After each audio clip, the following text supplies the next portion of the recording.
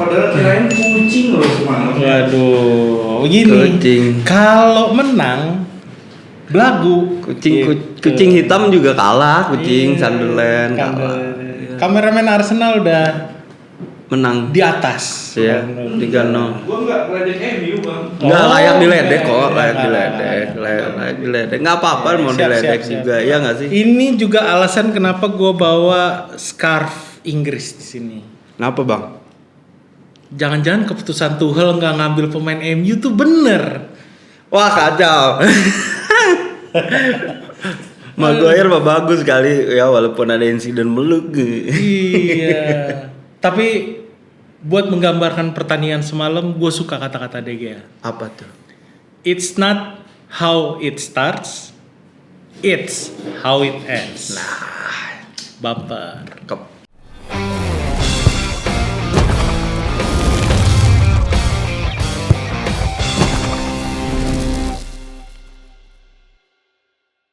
Kembali lagi di Poros Salam bersama gue Raymond Paraeng dan gue Eski Zungkar dan Patrick yang masuk ke goa.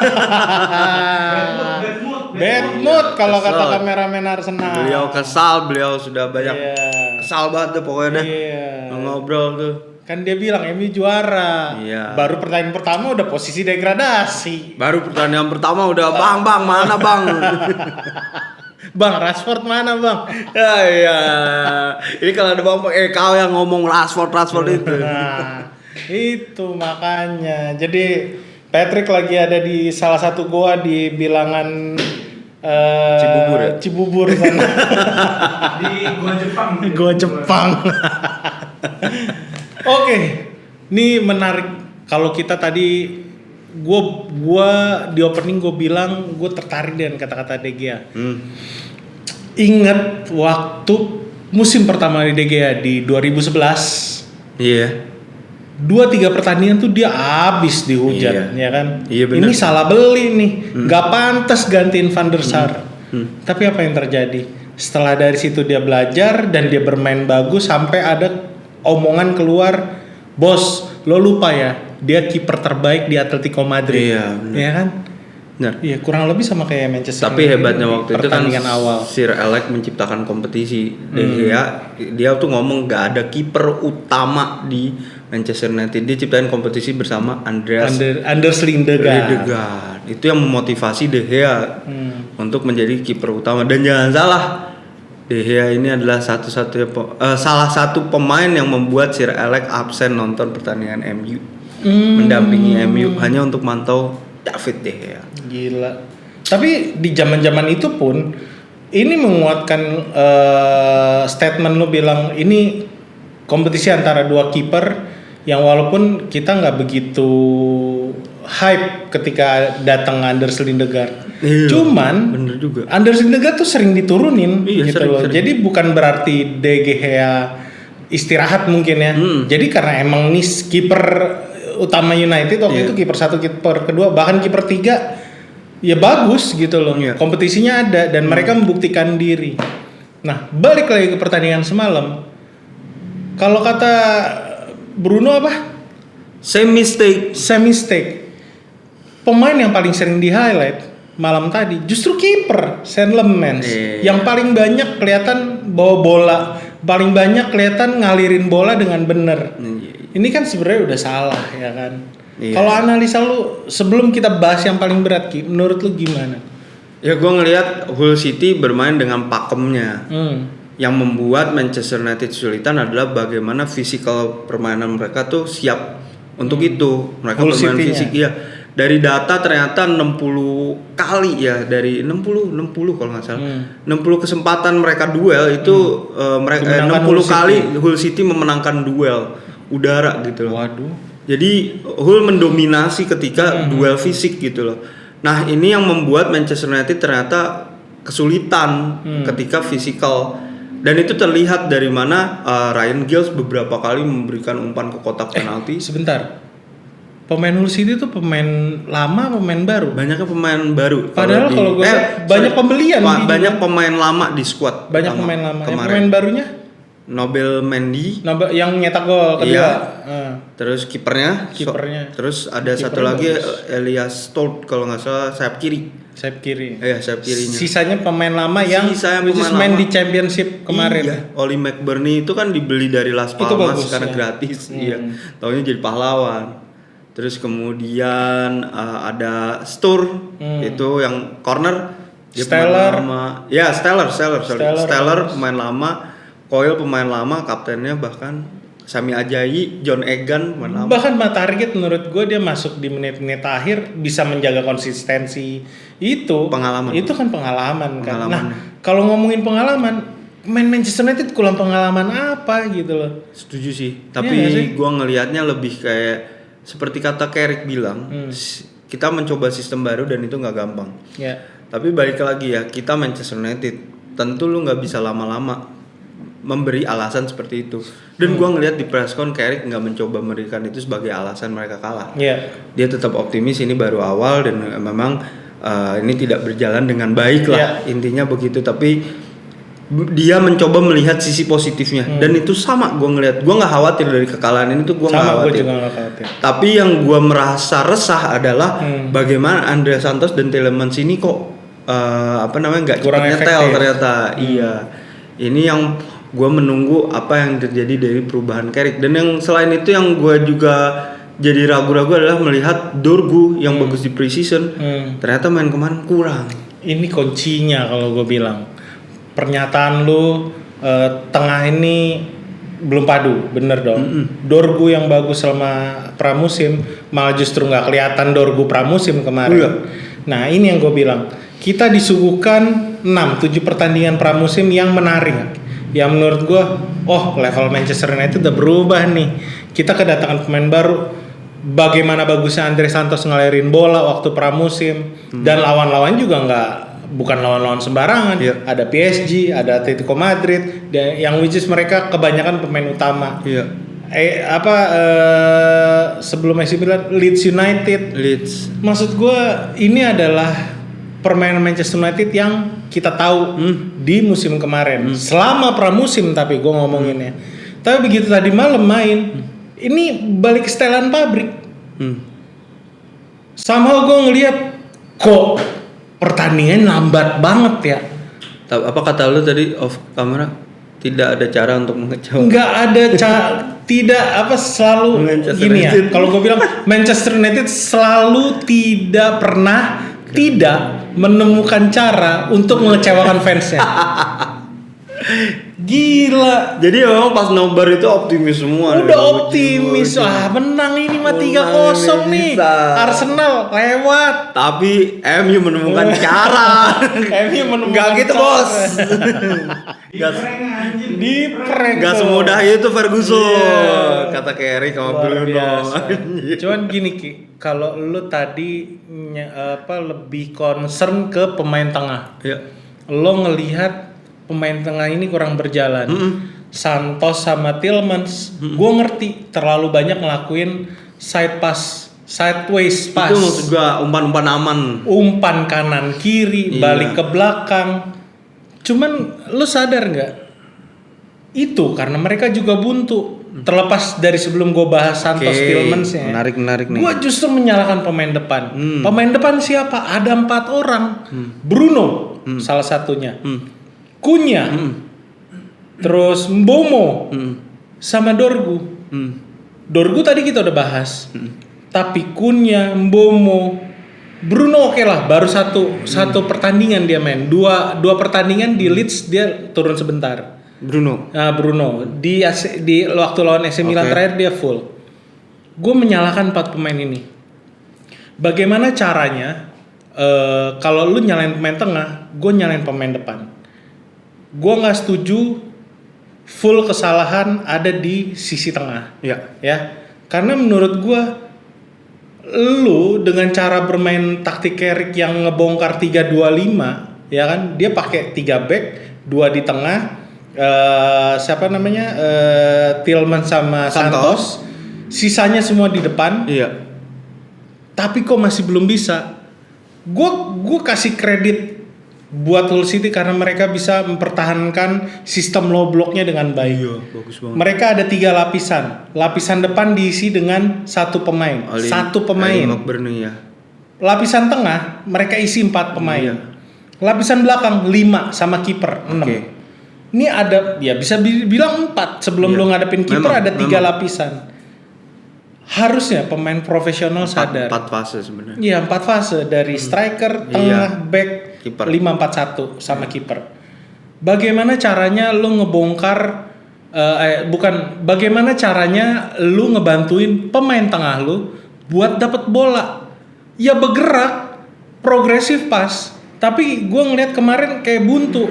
Semua di marking udah cari jalan kanan kiri ke tengah nggak jalan bolanya. Menurut gue pemain-pemain depan ini harus bertanggung jawab. Even Bruno. Ketika ada pergantian pemain di menit 67, Sesko sama Maino masuk. Itu masih mandek juga karena gue berharap gini, gue ngelihat Sesko ini udah latihan. Memang dia katanya sih masih cedera. Gue nggak tahu tadi malam dipaksakan atau enggak. Tapi menurut gue untuk sekali dia dan yang udah nge-build up badannya dan dia udah latihan sedemikian rupa walaupun tipis-tipis, lu adalah cara dia ya? Iya. Lu berapa kali dikasih bola enak menurut gue, heading dia ada 2 chances yang nggak bisa diselesaikan. Nyampe juga enggak tuh bola. Menurut lo siapa yang terburuk? Terburuk semalam ya jelas. Pertama gue nggak mau nyalahin. Menurut gue ini semuanya buruk. Satu tim semuanya buruk karena Harry Maguire. mungkin Harry Maguire sesuatu yang berbeda. Nanti gue jelasin kenapa. Oke, meluk. Ya. Gue nggak bilang Harry Maguire luar biasa. Oke. Tapi paling nggak semua udah sesuai porsinya. Tapi bahasa kasarnya gimana ya? Goblok karena nggak tahu mau ngapain. Goblok karena nggak tahu gimana cara nyetak gol. Dan ketika udah ada chances itu dibuang sia-sia. Kita ada 6 chances on goal termasuk Mbumo yang sekali dapat di depan. 2 bahkan ya. Ya, 2, tapi yang paling jelas 1 yang dia ngerti maksain nembak ya kena di tepi sama Tepi kiper. Maksud gua dengan segala macam taktik yang diterapkan Carrick, pemain depan masih buntu gimana caranya ngebantu pemain tengah buat bergerak, dapat bola dan create chances. Iya.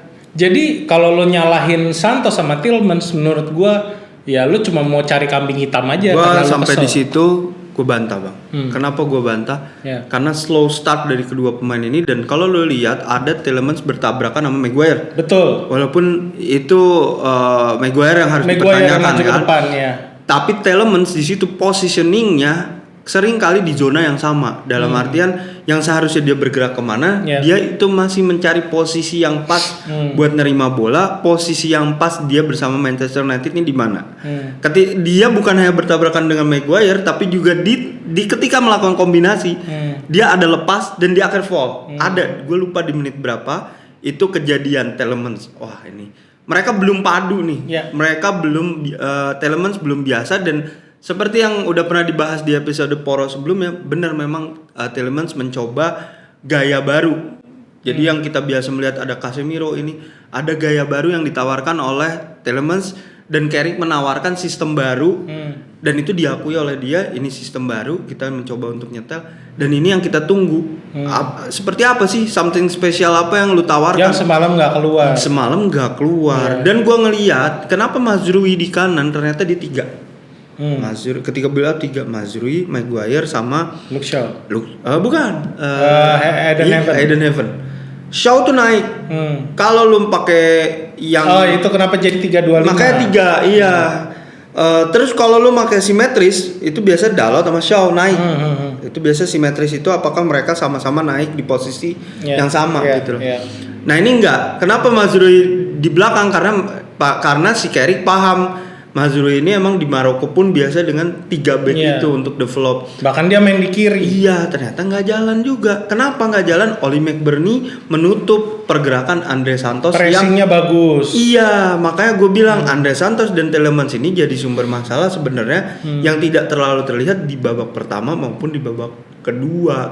Kenapa nggak terlalu terlihat? Dari data dan statistik mereka berhasil passing. Tapi cara memposisikan diri ketika dia di press berapa kali kehilangan bola itu yang harus dilihat gitu loh. Dua hal yang gue lihat kegagalan di ini kita udah lumayan dalam nih ya bahasnya. Gue ngelihat ada dua kegagalan Santos sama Tielemans. Kalau lo bilang belum padu, kalau gue bilang mereka nggak tahu gimana cara menempatkan diri mereka di pertandingan malam tadi. Kapan Santos turun, kapan Tielemans naik ke atas. Itu yang terjadi bolak-balik kita lihat semalam. Mereka satu line loh, bergerak satu line dan kebanyakan yang kayak lo bilang Tielemans ngambil posisinya Maguire. Dan ini gue jelasin kenapa Maguire selain blundernya dia salah marking orang, ya kan, kelihatan dia malah marking Bomo. Makanya terjadi golnya si Mendy, Nobel Mendy. Ini Ajayi. Yang marking tuh kalau nggak salah Ajayi. Ajayi ya. Nah, kenapa terjadi kayak gitu? Dan gue ngelihat kenapa Maguire termasuk salah satu pemain yang lebih menonjol semalam. Ya karena dia sering bawa bola bang. Ya itu kenapa? Karena menurut gue dia ngerasa pemain tengah sama pemain depan mandek. Baik Santos ataupun Tielemans nggak bisa nembus garis pertahanan keduanya Hull City. Itu kenapa dia coba kasih true pass ke Luke Shaw atau dan beberapa kali ketika di babak kedua switch play dia kasih true pass ke ke Rashford dan sering banget ada sekali dia main di sayap kanan yang dia ngelepasin tembakan bahkan. Ini menurut gua pemain yang udah stres sih. Pemain yang udah ngerasa temen-temen gue udah gak works di depan, itu kenapa gue harus maju bantu ke depan. Dan itu temen-temennya masih belum sadar juga kalau gue rasa. Antara sadar tapi nggak tahu mau ngapain, atau nggak sadar kalau Harry Maguire sampai di sini berarti kita ada salah nih semua nih. Dan gue akan bilang ini Tuchel salah menurut gue ya Maguire. Karena ketika kalah Maguire itu memberikan sesuatu hal yang berbeda gesturnya, jadi dia memotivasi teman-temannya dari tindakannya. Dan itulah Manchester United, itulah maksud gue, dia bertarung sampai menit terakhir. Dan gue ngelihat ada di sisi Maguire itu positif, makanya gue melihat Manchester United yang kalah kali ini banyak sisi positifnya. Walaupun gue nggak menampik banyak juga kok dari tadi kita udah bahas negatifnya. Sekarang biar berimbang gue bahas positifnya. Salah satunya identitas permainan ada. Mereka mencoba menguasai pertandingan. Karena gini, gue melihat Hull City lawan Middlesbrough di playoff. Middlesbrough itu diberi bola sama Hull City, dan dia tahu kapan untuk ngestun atau nyengat Middlesbrough sewaktu-waktu. Dan itu berbeda ketika lawan Manchester United di babak pertama khususnya. Di babak pertama MU bisa ngebongkar low blocknya si Hull City. Ada satu pergerakan Bruno salah kontrol. Malah jadi bolanya deras jauh dari anggapannya. Itu Ajayi nggak sejajar tuh. Itu kebongkar. Mbumo tembakan ada kesempatan juga. Ya, sebenarnya itu salah satu yang harus dilakukan sering-sering kan. Iya, sebenarnya udah mulai berasa gitu, udah mulai enak. Nah, tapi di babak kedua dan setelah gol Nobel Mendy, Hull City makin rapet, dan itu yang gue lihat lawan De Boer nih, kelihatan nih mereka ngasih bola. Dan yang masalah dari Manchester United adalah eksekusi pemain. Dorgu gue rasa bermasalah. Mungkin bukan gini Ki, gue nggak setuju kalau lu bilang masalah eksekusi. Kalau gue bilang masalah keputusan, decisionnya itu. Keputusan, gitu. Maksud gue eksekusi dalam artian bukan berarti dia shot, tapi keputusan dia di lapangan, apapun itu. Decisionnya berarti. Itu gue sepakat. Nah, yang gue ngelihat di situ adalah yang perlu dibenahin dari Manchester United adalah yaitu tadi soal finishing, soal nge-build up, bagaimana tengahnya. Jadi kalau kita nyalahin lini depan, lini depan pasti ada masalah karena Cunnya dan Bumo mencoba untuk berputar-putar, tapi ternyata nggak dapet celahnya. Ini gue ada beberapa catatan yang menurut gue semalam yang perlu banget dibenerin bukan cuman sama Carrick. Karena menurut gue strategi Carrick udah tinggal gimana cara pemain memutuskan semuanya, mengimplementasikan di lapangan. Kemampuan memenangkan duel kedua Itu yang gua nggak ngeliat second kemarin. ball. Second ball itu nggak ada. Ketika mereka duel, bolak-balik Hull City yang menang. Ada berapa kali? Sekitar 60%. 60, iya. 60%. Perlindungan terhadap bola setelah kehilangan possession.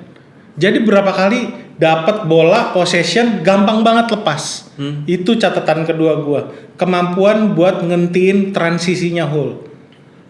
Kita sering banget kemarin semalam tuh dikasih lihat pemandangan ketika Hull transisi bola dilepas ke arah kiri yang pemain barunya orang Swedia itu. Ellis Stort apa? Yang ngejar siapa?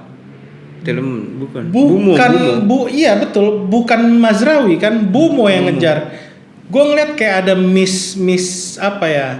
miskomunikasi mungkin yang gue nggak tahu kok.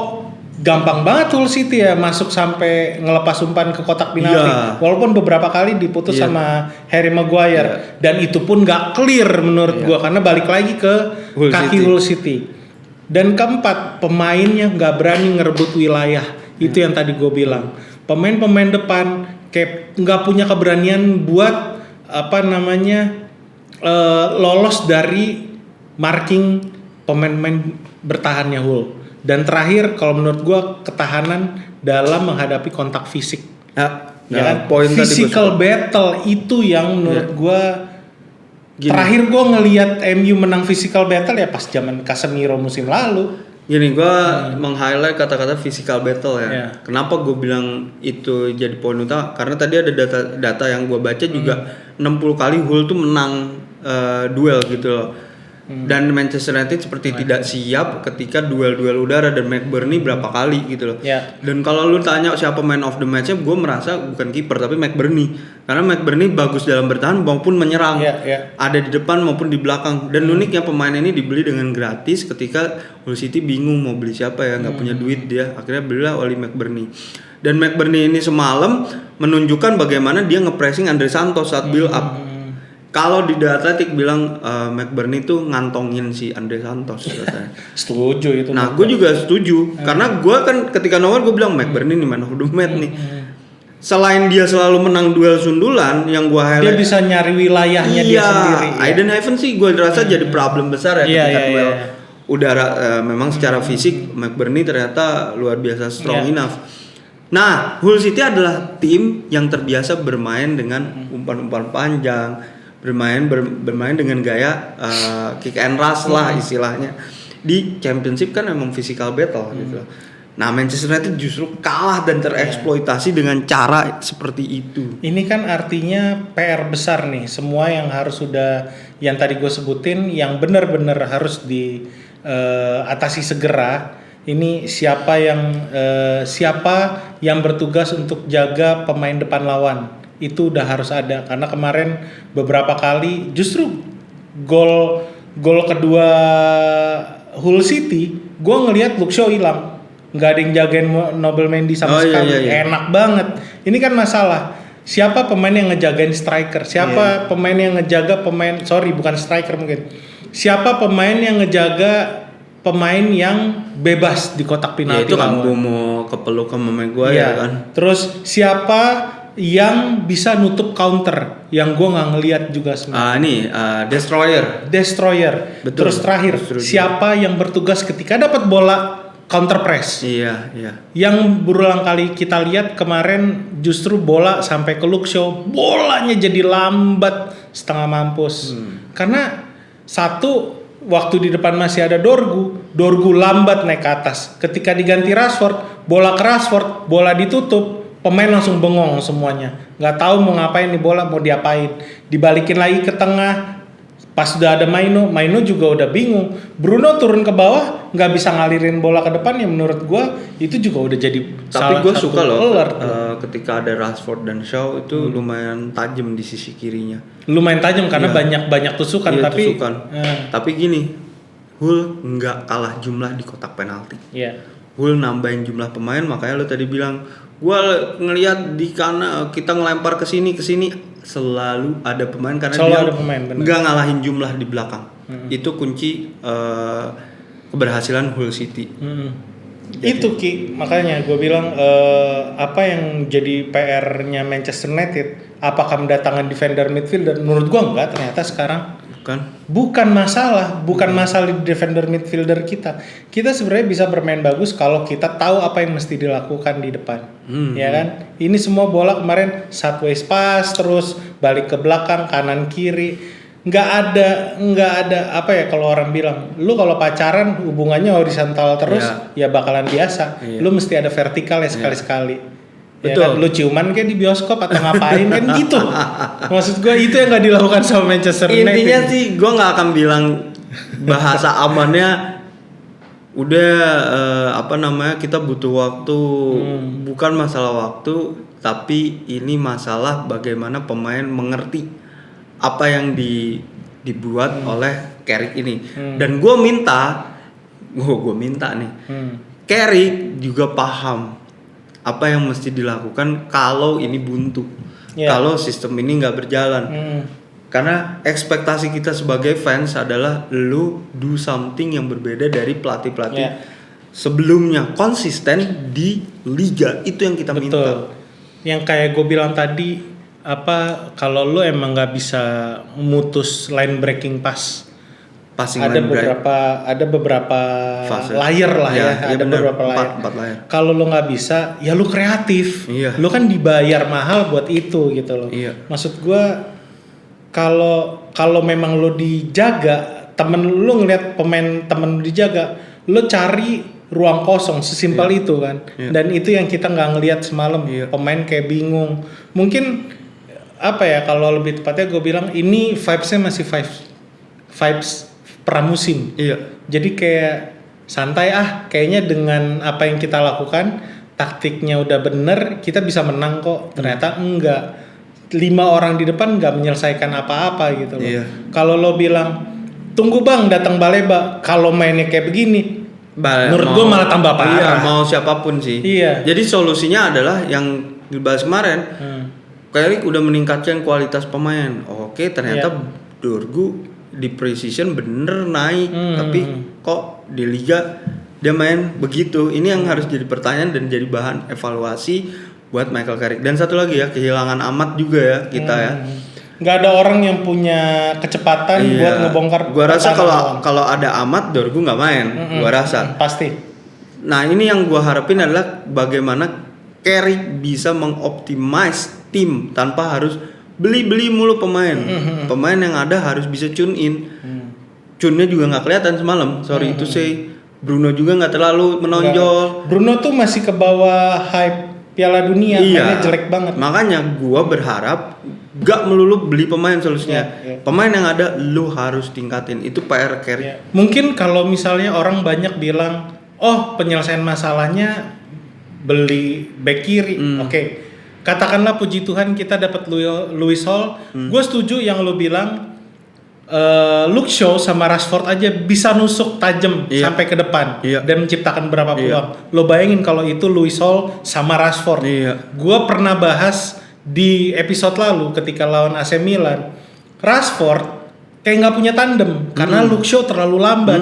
Nah kalau misalnya kita punya back kiri cepet, mungkin itu akan menyelesaikan masalah. Mungkin. Dan lo bilang, bang sekarang udah ada Baleba. Gue berkali-kali bilang, gue bukan yang gak suka Baleba, tapi bukan berarti kita beli defender midfielder juga menyelesaikan masalah dengan permainan semalam ya. Kalau gue bilang, lo dapat Baleba, iya lo dapat defender kuat, defender muda yang bisa ngerebut bola, tapi belum tentu bisa ngelarin bola. Semalam Santos sama Tielemans yang punya kemampuan itu di Chelsea sama Aston Villa aja kesulitan. Gimana Baleba gitu loh, maksud gue itu, ya kan? Justru gue di sini ngelihatnya, loh ternyata Manchester United butuh striker nih. Lo mau beli atau sekarang udah banyak loh pemain-pemain yang bisa free agent, yang bahkan bisa di loan kalau memang lo bisa dapat. Ya sekali lagi puji Tuhan dapat Mateta gitu pinjaman kemarin udah sempet rame tuh isu kan. Kalau misalnya dapat ya good news, mungkin Mateta lebih pintar daripada Benjamin Sesko buat cari ruang bikin gol, itu bisa menyelesaikan masalah. Yang artinya menurut gua strategi Carrick nih sebenarnya udah ada di posisinya. Semua balik lagi ke pemain. Gimana mereka menginterpretasikannya di lapangan kayak yang gue bilang di awal. Pelatih itu 25-30-35% Ya. membantu tim di lapangan. Pemain yang mengeksekusi. Ya. Ketika lu bilang tadi beli Mateta apa, banyak klip Mateta itu depan gawang banyak gagal. Dalam Pasti. artian Mateta juga punya kesalahan, punya kelemahan. Once kita beli pemain siapapun, kalau pemain itu nggak bisa eksekusi dengan sempurna, ada momen dimana naik turunnya. Ya. Makanya gue selalu menekankan pemain yang ada kualitasnya harus up. Guardiola ketika datang ke Manchester City itu hampir seluruh skuadnya mengalami peningkatan level permainan. Gitu. Yang enggak Claudio Bravo, dia tendang Claudio Bravo. Ditendang, ya. Nah, menurut gua tugas Carrick ada meningkatkan kualitas pemainnya. Ya. Alih-alih membeli pemain karena kalau terjadi pemainnya seperti itu lagi, akhirnya beli lagi. Makanya gue suka dengan Carrick musim ini adalah continue dengan pemain yang ada. Dia ingin menerapkan identitas dan itu terasa identitas, dan dia Carrick menjawab ini sistem baru. Dia di press con tuh gesturnya itu nggak buruk gitu loh. Jadi gue positif, tapi gue mengharapkan Carrick memberikan sesuatu yang berbeda dan segera mengatasi solusi dari Manchester United saat ini. Yang problemnya adalah pemainnya belum bisa mengeksekusi pakem yang ada, masalah-masalah dasar dari positioning, dari ketika build up itu, sama kreativitas ketika ngebangun low block aja, karena lu lihat gol Odegaard ke gawang Coventry. Ini artinya kita nggak nyalain pemain tengah ya, ini keseluruhan gimana cara lo berkreativitas di lapangan. Iya, makanya gue bilang sistem. Kalau lu mau highlight utama, gue bilang Andre Santos dan Tielemans kemarin. Bukan berarti gue ini jelek, enggak, gue nggak mempanis. Laga itu aja. Gue kalau kita mengevaluasi laga itu. Sebaliknya gue bilang Andre Santos sama Tielemans ya menurut gue udah sesuai porsinya. Yang salah pemain depan. Kenapa lu nggak kreatif? Gitu. Itu perbedaan kita ya. Tapi gue mengharapkan sesuatu itu bisa ditawarkan oleh Carrick dari pemain-pemain yang ada saat ini gitu loh. Jadi jangan melulu solusinya beli pemain. Ya kalau back kiri gue setuju butuh. Baleba gimana? Baleba iya gue mungkin perlu ya beli, nggak apa-apa buat kalau permainannya berjalan, Baleba sesuai porsinya. Dia akan jadi anak yang luar biasa di tim Manchester United. Tapi kalau permainan sebalam mandek, menurut gue dia malah nambahin masalah. Iya, makanya kayak lu kita beli Mateta, gue tahu Mateta soalnya kayak banyak blunder banyak buang peluang gitu. Bagus tapi banyak buang peluang gitu. Nah jadi gue berharap bagaimana Manchester United bisa memaksimalkan pemain yang ada saat ini. Carrick tugas pelatih enhance lah pemain-pemain yang ada, meningkatkan kualitas pemain yang ada. Gitu. Ada satu hal yang pengen gue bahas dan menurut gue ini sangat penting, Ki. Apa? Lu sadar gak kita kebobolan 2 kali semuanya dari set piece? Iya. Nah ini kan menurut gue jadi salah satu hal yang harus ditangani segera. Karena ini masalah dari musim lalu. Iya. Kita jangan nyalain Arsenal karena harambol deh. Karena pada faktanya faktanya set piece bagian dari Manchester permainan. United itu sampah di set piece. Set piece itu bagian dari permainan. Iya. Gitu. Itu nggak melanggar aturan. Enggak, kalau itu gua nggak setuju. STY pakai set piece loh. Enggak, kalau katanya kameramen Arsenal, harambol itu tidak melanggar aturan. Wajar. Bro, udah dilarang itu. Aturannya berubah gara-gara kamu ya. Aturan berubah gara-gara kamu ya. Tapi gini, STY bebas dia menang 3-0 bebas. STY juga pakai long throw. Iya. Elkan Bagot dan depan Maguire gitu. Ini kan artinya udah alarm merah udah stadium 4 lah kalau gue bilang. Karena kita bolak-balik kebobolan dari set piece. Gitu loh. Ini kan artinya mengkhawatirkan siapa yang jagain pemain siapa gitu. Siapa yang jagain siapa. Kalau misalnya kayak Ajay sama Mendy dari Championship musim lalu aja bisa dengan enak ceplosin bola ke Manchester United. gimana kabar nanti kita lawan siapa namanya? Arsenal, Aston Villa, Liverpool, Aston Villa yang bagus. Tapi kan gini bang, Chelsea juga tim set piece-nya Aston Villa Joe pindah ke Pedro Chelsea. bagus banget itu dia ngambil bola-bola set Ketika piece. set piece itu kan juga pakai 2 bang, pakai blok area mana, zonal marking sama man marking gitu loh. Gue lihat pemain kemarin awareness-nya sih bermasalah. Jadi awareness itu adalah kesadaran positioning lawan di mana posisinya gitu loh. Bener juga Ketika ya. Maguire meluk orang, ketika Ajayi berdiri bebas, ini yang gue masalahin. Berarti terbongkar nih sama si Hull City. Berbeda dengan ketika bertahan, berbeda ketika menyerang, swing in, swing out. Nah, gue lihat kemarin ada swing in dari Hull City yang nggak bisa terhalang. Kenapa? Karena kita kalah duel bang. Kita kalah duel fisik, kita kalah. Bisa jadi gini nggak sih kalau momen siapa Maguire ngejagain Bomo itu bisa jadi sepersekian detik sebelumnya Bomo memang terlihat mundur jadi nabrak Maguire.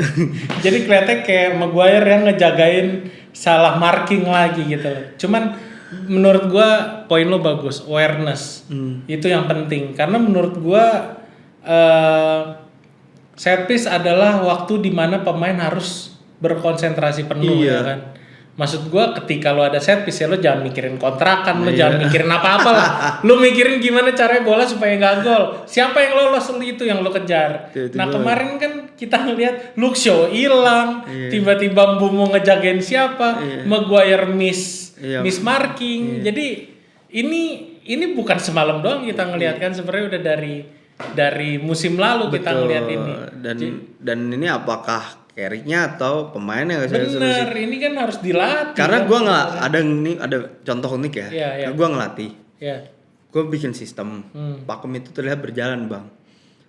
Tapi ketika kita main di jam 2 siang. Ketika kita main di jam 2 siang, pemain itu udah panas dong. Udahlah, drop pemain jalan, sistem jadi berantakan. Eksekusinya jadi berantakan. Iya. So, apakah pelatih sudah menerapkan tapi pemainnya gagal eksekusi karena faktor lain atau apa? Kalau gue lihat karena Hull City juga bagus dalam eksekusi fisikal. Dia jadi problem baru gitu loh. Dia bisa memanfaatkan situasi di mana kayaknya Manchester United kalau soal set piece itu maksud gue jangan-jangan udah dilatih tapi ternyata Hull City-nya bisa memaksimalkan kelemahan itu, mengoutlet kelemahan. Kayak gue udah ngelatih, ternyata main jam 2, stamina-nya nih, suatu hal yang sulit. Jadi ada hal baru, makanya Guardiola itu hebat, karena dia Conte itu bagus. Karena dia selalu menciptakan banyak situasi-situasi, kemungkinan-kemungkinan dilatih terus. Makanya ini jadi PR juga untuk staff Manchester United. Sekarang lu sadar nggak, dari tadi yang kita bahas ini kelemahannya Manchester United, sisi positifnya juga ada. Kalau kita ngomongin kelemahan Manchester United, lemah di set piece, tadi kita bilang lemah di open play. Tadi malam ya, kita nggak ngomongin pramusim ya. Pramusim sesuatu yang berbeda.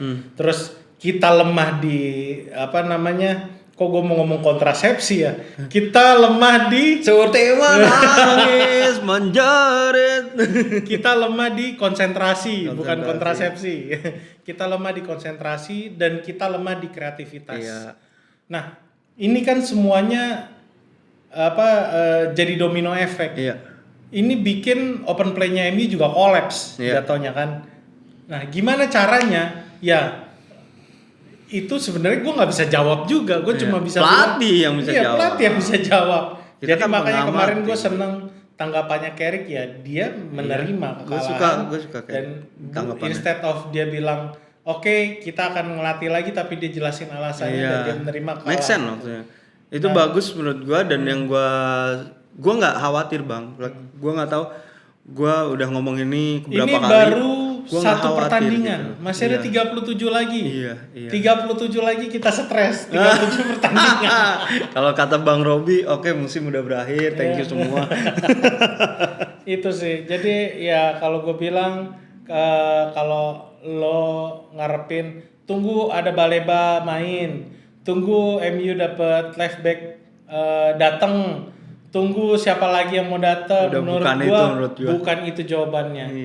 Yang kita perlu tunggu adalah respons tim. Ya, itu apa yang harus dilakukan Manchester United di pertandingan berikutnya lawan Ipswich. yang menang 2-1. Lagi-lagi tim championship gitu. Tapi Ipswich dengan gaya bermain yang berbeda. Luar biasa ya. Iya, nanti kita bahas di episode. Siapa pelatih barunya? Gary O'Neill. Itu. Kieran McKenna waktu itu.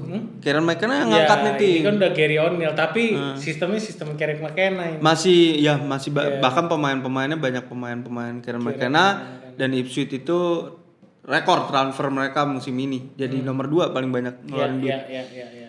Pertama siapa? Chelsea. Oke.